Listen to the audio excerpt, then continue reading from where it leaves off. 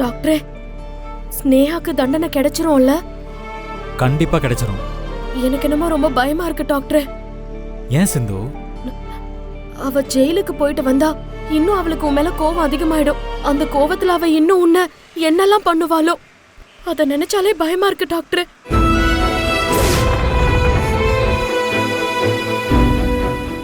சிந்து, நான் பாத்துக்கிறேன். அவளை நினைச்ச நீ ஏன் பயப்படுற? விடு.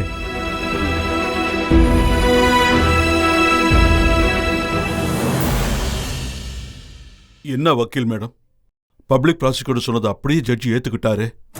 அப்படின்னா என் பொண்ணுக்கு தண்டனை கிடைச்சிடுமா? கிடைக்கிறதுக்கு வாய்ப்பு இருக்கு சார். மேடம், என் பொண்ணு ஜெயிலுக்கு போக கூடாது மேடம். ஏதாவது பண்ணி அவளுக்கு தண்டனை கிடைக்காத மாதிரி பண்ணுங்க. பொதுவா இந்த மாதிரி கேஸ் எல்லாம் கோர்ட்ல நிக்காது சார். ஆனா இந்த கேஸை பொறுத்த வரைக்கும் விட்னஸ்லாம் ரொம்ப ஸ்ட்ராங்கா இருக்கு சார். காப்பாத்துறது கொஞ்சம் கஷ்டம் தான் சார்.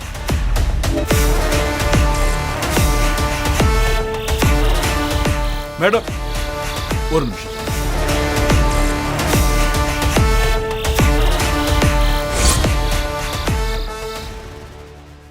ஸ்னேகா, நீ அம்மா சிந்துவை தள்ளி விட்ட?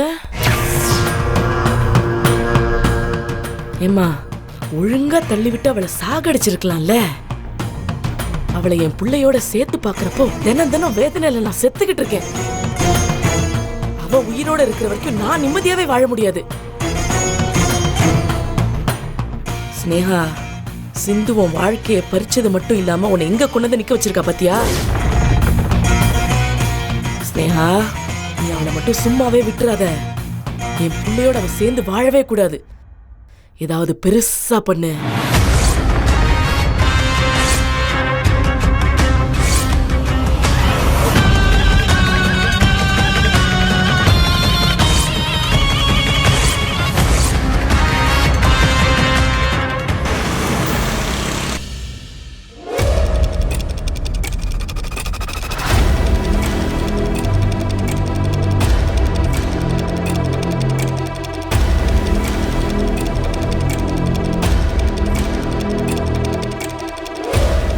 ஸ்னேகாவை கூப்பிடுங்க. ஸ்னேகா, ஸ்னேகா, ஸ்னேகா.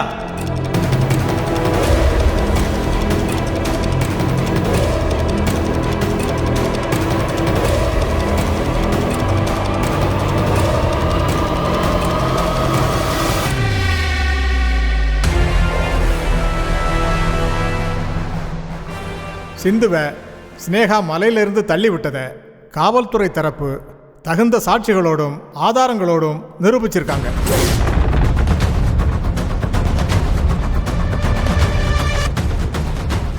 இந்த நீதிமன்றத்தில் நடந்த விசாரணையின் அடிப்படையில் ஸ்னேகா தான் சிந்துவை கொலை செய்கிற நோக்கத்தோட மலையிலிருந்து தள்ளி விட்டாங்கன்னு நிரூபணமாகிறது.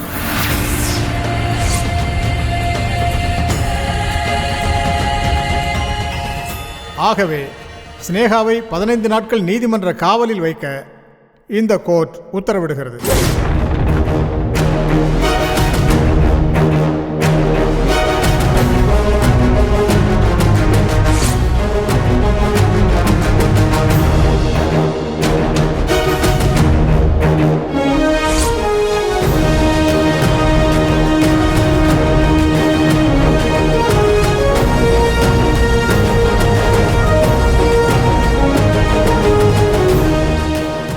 Court is adjourned.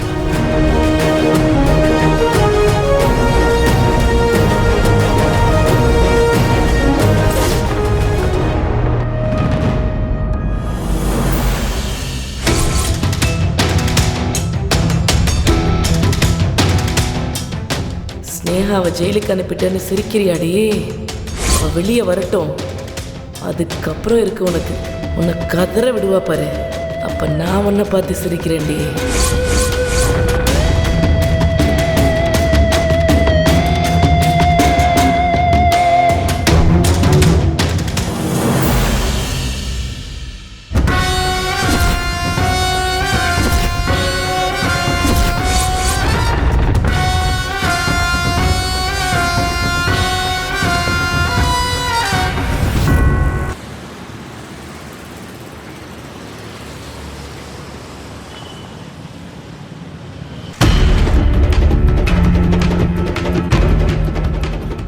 Sneha, dot உன்னை இப்படி பார்க்க ரொம்ப கஷ்டமா இருக்குமா? உன்னை இந்த நிலைமைக்கு ஆளாக்கின சிந்துவை கண்டிப்பா அப்பா சும்மா விட மாட்டேன். டாட் என்ன சீக்கிரம் பெயில்ல எடுங்க டாட். கவலைப்படாத, நாளைக்குள்ள உனக்கு பெயில் கிடைச்சிடும் அட்வொகேட் சொல்லியிருக்காங்க. நான் வெளியே வந்ததுக்கு அப்புறம் அந்த சிந்துவையும் சிவாவையும் உண்டு இல்லைன்னு பண்ணணும் டாட். என்ன ஜெயிலுக்கு அனுப்புன 2 பேரும் நிம்மதியா வாழவே கூடாது. ஆமா ஸ்னேகா, நான் அவங்கள சும்மா விடவே மாட்டேன்.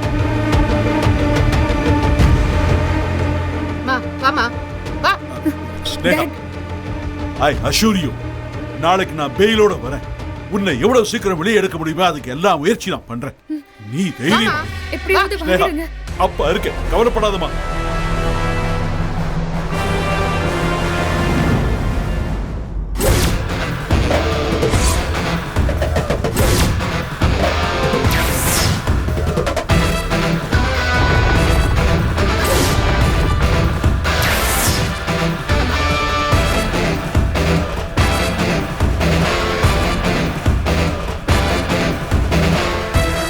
மேம் ஒரு நிமிஷம் மேம்.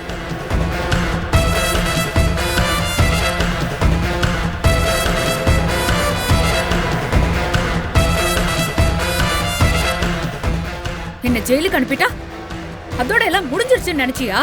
சத்தியமா இல்ல. ஏய், இனிமேதான் நான் யாருன்னு நீ பாப்ப.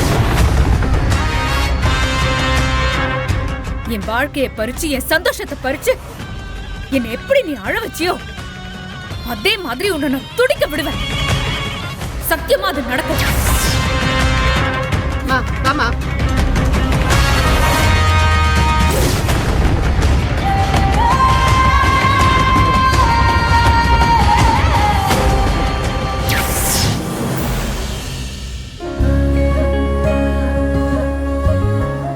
சஞ்சய் சார், எங்க கடைசி நேரத்துல அவ தப்பிச்சிருவாளோன்னு நினைச்சேன். ஆனா நீங்க எல்லா ஆதாரத்தையும் கரெக்டா கொடுத்து அவ தப்ப நிரூபிச்சு தண்டனை வாங்கி கொடுத்துட்டீங்க. ரொம்ப நன்றி சஞ்சய் சார். பரவாயில்லம்மா. தேங்க்யூ சஞ்சய். நீ மட்டும் இல்லைன்னா அந்த ஸ்னேகா ஏதாவது ஒரு லூப் போல வச்சு கண்டிப்பா ஜெயிச்சிருப்பா. You done a great job. Thank you so much.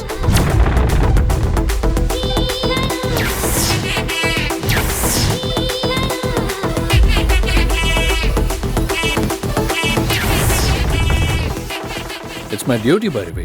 அதைத்தானே நான் செஞ்சேன். இதுக்கெல்லாம் நீ தேங்க்ஸ் சொல்லணும்னு அவசியமே இல்லை. உனக்காக எந்த ஹெல்ப் வேணாலும் பண்ண நான் தயாராக இருக்கேன். சரி பைரவி, நான் போயிட்டு லாயரை பார்க்கணும். ஓகே. பைரவி, ஒரு நிமிஷம் நில்லு. இப்போ அவன் என்ன பெருசாக செஞ்சு கிழிச்சிட்டான்னு அவனுக்கு கை கொடுக்குற? நன்றி சொல்லணும்னா வாயால் சொல்ல முடியாதா? கை கொடுத்து தான் சொல்லணுமா? ஏன் நான் ஹேண்ட் ஷேக் பண்ணா என்ன தப்பு? பாரு, அந்த ஹேண்ட் ஷேக் பண்ணுறதெல்லாம் நம்ம பழக்கமே கிடையாது. வெள்ளைக்காரங்க பழக்கம். நம்ம பழக்கம் கையெடுத்து கும்பிட்டு நன்றின்னு சொல்கிறது தான். இனிமே அவனுக்கு நன்றி சொல்லணும்னா நீ கையெல்லாம் கொடுக்காத, இப்படி கும்பிட்டு நன்றின்னு சொல்லு, அது போதும். நான் சஞ்சய்க்கு ஹேண்ட் ஷேக் பண்ணா உனக்கு பொறாமையா இருக்கா? என்ன பார்த்து பொறாமப்பட நீ யாரு? ஏய், என்ன பொசுக்குன்னு இப்படி கேட்ட? நான் உன்னை தொட்டு தாலி கட்டினா உன் புருஷன். அது நீ ஏன் விருப்பத்தோட கட்டியிருந்தாதான் தாலி. விருப்பம் இல்லாம கட்டினா இது வெறும் கயிறு தான். இதை நான் தாலியாவும் மதிக்கல, உன்னை நான் என் புருஷனாவும் ஏத்துக்கல. சஞ்சய் என்னோட ஃப்ரெண்டு. அவரு கூட நான் கை கொடுத்து பேசுறது உனக்கு பொறாமையா இருக்குன்னா நான் மறுபடியும் அதை பண்ணுவேன்.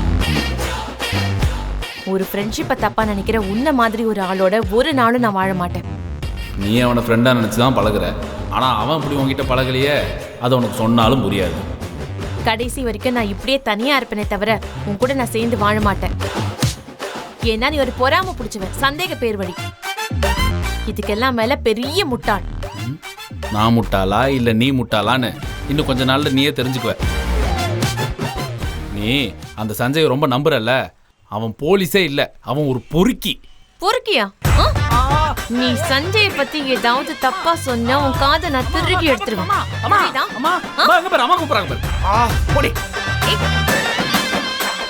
பாரு பைரவி, நீ என்ன திட்டினாலும் அடிச்சாலும் அந்த சஞ்சய் ஒரு பொறுக்கி பையதான். நீ வீட்டுக்கு வருவல்ல, உன்னை அங்க வச்சுக்கிறேன். வச்சுக்க